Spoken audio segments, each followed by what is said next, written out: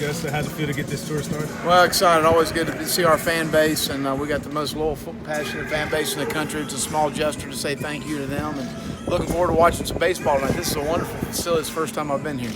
Well, what's the schedule for the kids now that school's about to wrap up in a couple of weeks? Finishing schools this week, got exams starting next week, and then we'll have, we've probably got about 20 or so guys doing internships in May. We got some other guys that are going to just stay on campus, and we got some other guys taking some classes. So I would probably say around 45 to 50 guys will be on campus in May. Other guys will go home, and then the team will report back on June 2nd, which is Sunday, to start Summer 1, June 3rd. Now that you've had a couple of weeks to digest spring ball, what did you like most coming out of it? Well, I think what I'll say is at this time, there's some things to be excited about. The competitive depth that we have on our team. We have a deeper roster than we've had before, especially on both lines of scrimmage, which excites you because I know this league very well, and you've got to be strong there. And I think we have good leadership. We've got 3 players on our team that previously in their careers have been voted team captains, and Jake Bentley, Dennis Wanham, and TJ Brunson. And I like the leadership of our team. You couple that with Donnell Stanley, Darius Hutchinson, Brian Edwards.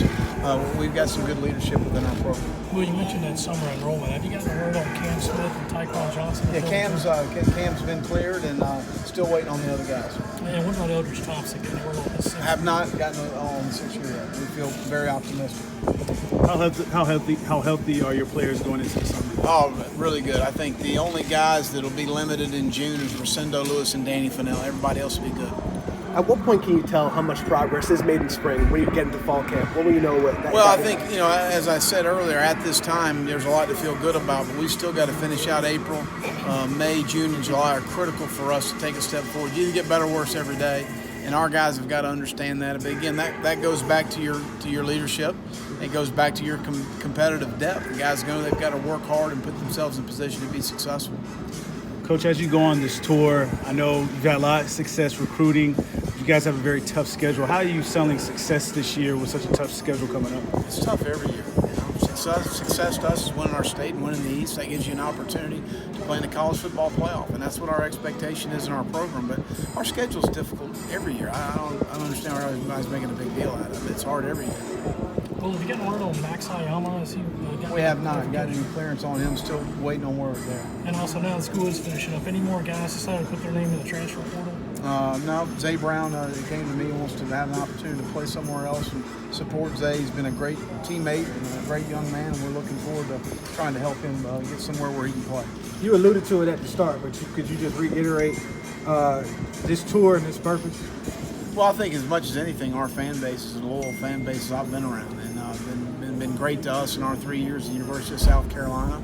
This is a small gesture to say thank you for what they do for us. So it's going to be great to see them tonight, starting it off here in Augusta, but also see the Gamecocks play baseball. As y'all were able to look at the film with the carry on and Ryan from the spring game, what did you guys see from that as y'all were able to? Well, I don't know that, again, there's not enough separation at that position as far as naming a second guy at this time. But I think both of them bring really good things to the table. I think both guys progressed extremely well to carry on from year 1 to year 2. And Ryan, being a high school senior coming in mid-year, did some really nice things. Will, do you prepare for these events in terms of trying to anticipate what fans might ask you the questions? No, at the end of the day, talking about our football team, I ought to be able to answer questions all right. So, again, our fan base is outstanding, so supportive of us, and we really appreciate that. Do you always expect to get some strange questions? Every now and then, but that's all right. Depends on how much booze they've had. How much does the way the recruiting calendar is now and official visits, guys being able to do those now, with the current evaluation period, does it change anything with y'all and how you approach that? Or is it just it makes for a long week for the assistant coaches because they're on the road all week, and then they've got official visits on the weekend, which is a 48-hour time period that we're able to have a young man on campus. We'll start some of that this weekend and carry that through spring. But it is what it is. I thought we've done a really good job with the spring visits. I think we've been very productive as far as it's concerned, as far as the young men that we've brought in on campus in those situations, and been able to sign them on signing day in either December or February.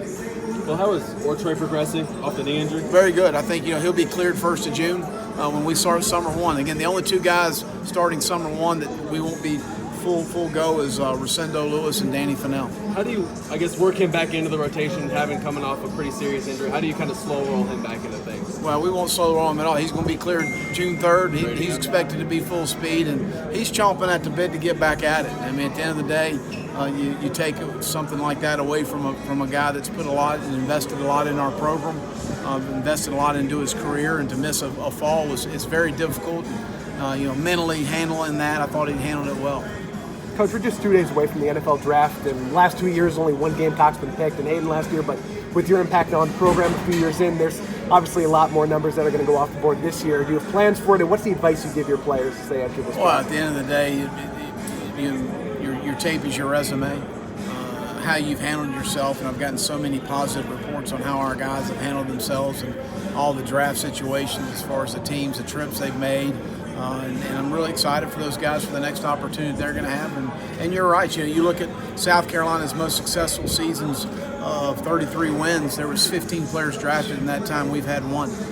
So as moving forward, those numbers will change. Coach, you